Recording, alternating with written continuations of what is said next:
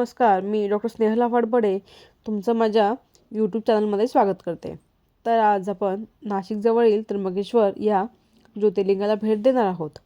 तर येथे जाण्यासाठी 3 सोपे मार्ग आहेत, जसे रस्त्याने, रेल्वेने व हवाई मार्गाने.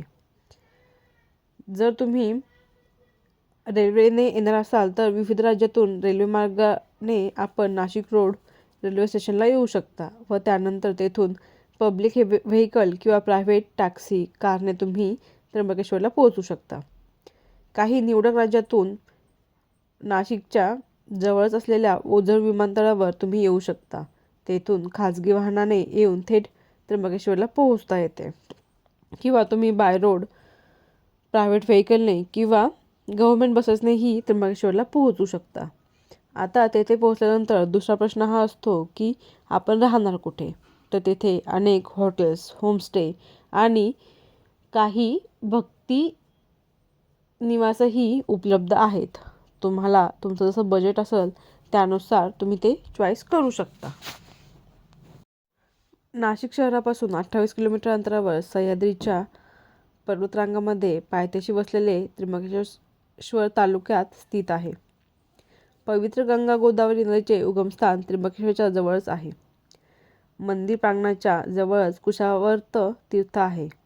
श्री ज्ञानेश्वर माऊलींचे मोठे बंधू श्री निवृत्ती महाराजांची समाधी देखील त्र्यंबकेश्वरमध्येच आहे. त्र्यंबकेश्वरमध्ये अनेक धार्मिक संस्था देखील आहेत, ज्या वेधशाळा, संस्कृत पाठशाळा, कीर्तन पाठशाळा, प्रवचन संस्था चालवतात. पौराणिक संदर्भानुसार असे सांगितले जाते की ब्रह्मदेवाने येथे एका पर्वतावर श्री महादेवांना प्रसन्न करण्यासाठी तप केला, जे पुढील काळात ब्रह्मगिरी पर्वत या नावाने विख्यात झाले. या पर्वतावर एकेकाळी गौतम ऋषींचा आश्रम होता. गोहत्या पातकातून मुक्त मिळावी म्हणून त्यांनी कठोर तपश्चर्या केली आणि महादेवांना प्रसन्न केले. गौतम ऋषींच्या विनंतीनंतर महादेव इथे त्रिमूर्ती होऊन ज्योतिर्लिंग स्वरूपात विराजमान झाले. तेव्हापासून हे स्थान त्र्यंबकेश्वर म्हणून ओळखले जाऊ लागले. ज्योतिर्लिंग हा शब्द प्रकाशस्तंभ या दर्शवतो. त्र्यंबकेश्वर शिवलिंगाची वास्तविक रचना इतर 11 ज्योतिर्लिंगापेक्षा वेगळी आहे, कारण त्र्यंबकेश्वर येथे शिवपिंडमध्ये अंगठ्याच्या आकाराच्या 3 कपार आहेत, ज्यात त्रिमूर्ती म्हणजेच ब्रह्मा, विष्णू, महेश विद्यमान आहेत. या शिवलिंगातून गोदावरीचा प्रवाह सातत्याने सुरू असतो. या स्वरूपाचे हे जगातील एकमेव शिवलिंग आहे.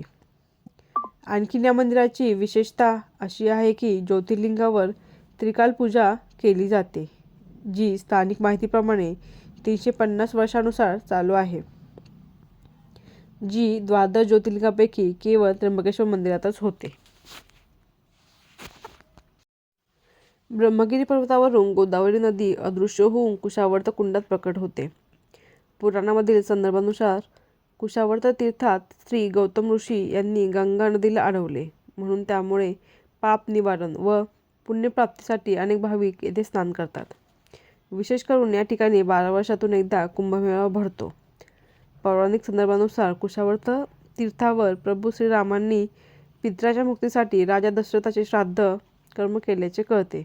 म्हणून त्रिपिंडी श्राद्ध विधीसाठी अनेक भक्तगण देशविदेशातून येथे येतात. कुशावर्त तीर्थ येथे अनेक तीर्थस्थळे आहेत. त्यापैकी कुशेश्वर महादेव, शेषशायी भगवान विष्णू, चिंतामणी गणेश ही मंदिरे आहेत. त्र्यंबकेश्वर या मंदिराची उघडण्याची वेळ ही सकाळी 6 व बंद होण्याची वेळ ही रात्री 9 वाजता असते. त्यानुसार आपण येथे येण्याचा प्लॅन करावा.